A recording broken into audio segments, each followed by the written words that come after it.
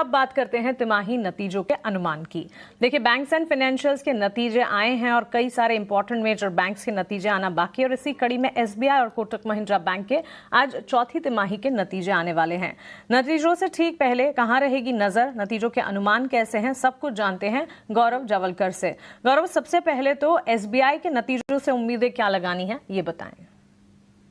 जी हाँ, अगर हम बात करें एसबीआई की तो कहीं पे जो लोन बुक ग्रोथ है वहाँ पे एक स्ट्रॉन्ग ग्रोथ एक्सपेक्टेड है स्ट्रीट की तरफ से, क्योंकि उनका मानना यह है कि ये जो लोन बुक ग्रोथ है वो कहीं पे 13% पे रह सकती है। डिपॉजिट्स की अगर बात करें तो वहाँ पे भी एक डबल डिजिट 10% ग्रोथ जो है वो एक्सपेक्टेड है और इसी के चलते अगर हम बात करें नेट इंटरेस्ट इनकम की तो वहाँ पे लगभग 3% की ग्रोथ जो है वो हम देख सकते हैं। अगर हम बात करें पीपीओपी जो कि प्री प्रोविजनल ऑपरेटिंग प्रॉफिट है, यहाँ पे शायद से अदर इनकम जो है वो वीक रह सकता है और इसी के चलते हुए प्री प्रोविजनल ऑपरेटिंग प्रॉफिट जो है वहाँ पे एक डिक्लाइन देखने को मिल सकता है ईयर ऑन ईयर बेसिस पे। और इसी का इम्पैक्ट अगर हम बात करें प्रॉफिटेबिलिटी तो वहाँ पे भी लगभग 14% की एक डिक्लाइन जो है इस क्वार्टर में देखने को मिल सकती है। बट ओवरऑल अगर हम बात करें क्रेडिट कॉस्ट की तो वहाँ पे एक स्टेबिलाइजेशन और नॉर्मलाइजेशन देखने को मिल सकता है।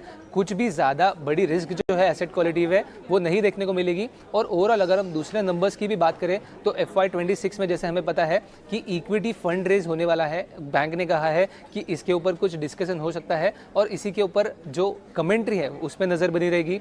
जो नेट इंटरेस्ट मार्जिन है इस क्वार्टर में एनालिस्ट का मानना यह है कि कहीं पे स्टेबल रह सकता है, बट आगे उसकी ट्रैजेक्टरी कैसे रहेगी उस पर ध्यान देना काफ़ी ज़रूरी रहेगा। और ओवरऑल जो लोन बुक ग्रोथ और डिपॉजिट ग्रोथ है उस पर कैसे आउटलुक रहता है वो ज़रूरी रहेगा। बट ऑल इन ऑल एक डिसेंट नंबर और डिसेंट सेट जो है हम एसबीआई से एक्सपेक्ट कर रहे हैं Q4 में।